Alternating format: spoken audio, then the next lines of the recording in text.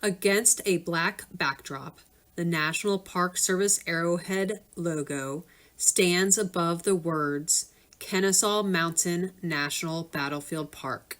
Against a dark gray backdrop are the words the 157th commemoration of the Battle of Kennesaw Mountain.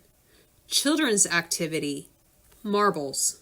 Hello everyone and welcome to Kennesaw Mountain National Battlefield Park. My name is Ranger Amanda and today I'm going to be talking to you about the children's activity of marbles.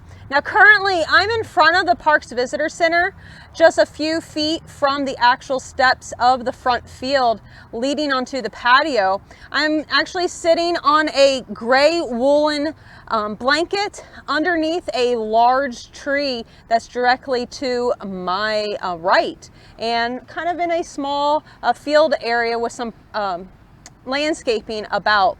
And today, like I said, I'm going to talk to you about marbles. Now, marbles is actually an ancient game, and there's evidence that individuals during Roman times would actually play this. Archaeologists have found throughout the world various small pieces of balls that are in the shape of like what we know today as marbles, made out of clay, various precious stones, and even real marble.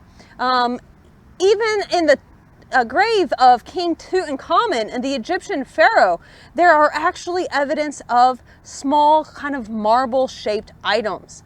Now in front of me I have I'll say standard, but not true standard, of a marble setup. So I actually, on top of this wool blanket, this gray wool blanket, I actually have a marking out with yarn of a circle roughly 3 feet in diameter. Now you want your field of play to be either 3 feet in diameter up to 10 feet.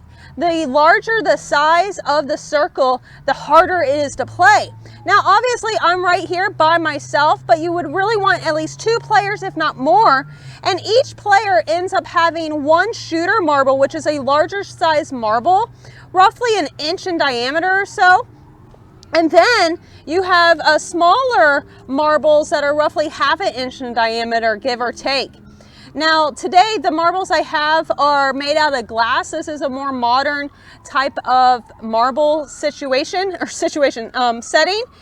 I actually have 26 of the smaller marbles in front of me, but most of the time each player gets 13 in addition to their shooter marble. And what we're going to be doing right now is, I'll just show you how you set it up. So you can just lay out the marbles and kind of toss them into the center and then end up playing the game. Now we got to figure out who's going first. So what you're going to do is you'll either flip a coin to see who goes first, or each player can take their shooter and one person will go first, and they'll be at one side of that circle and they'll shoot their marble off to the side. Now if they go outside of the circle, they're the first one to go, and everybody after that, as they get closer to the other opposite side, will depend on who goes next.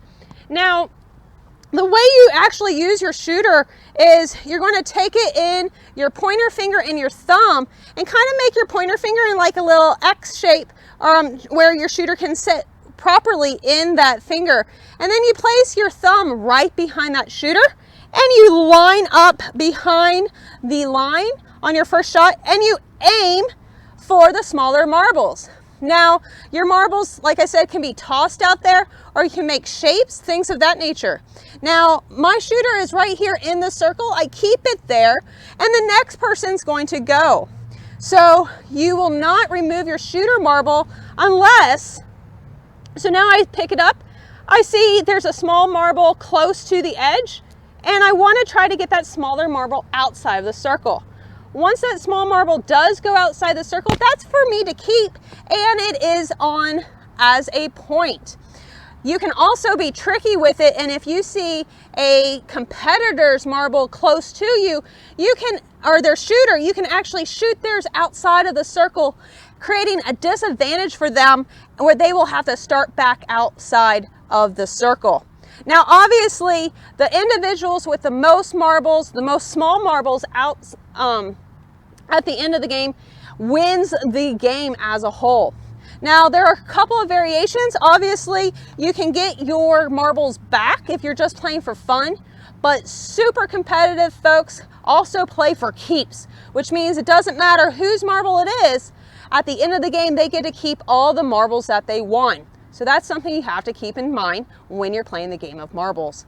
It's still a game that is played throughout the world today. There's even national championships and national competitions that is held each and every year. So this is an old game, an ancient game that children during the Civil War era in the 1800s would have played, but that actually dates back all the way to the Romans. So we hope you enjoy, have an interest for the game of marbles, and we hope to see you here at Kennesaw Mountain in the near future. Thank you so much and have a great day. Bye. Against a dark gray backdrop are the words, "Thank you for joining us for the 157th Battle of Kennesaw Mountain."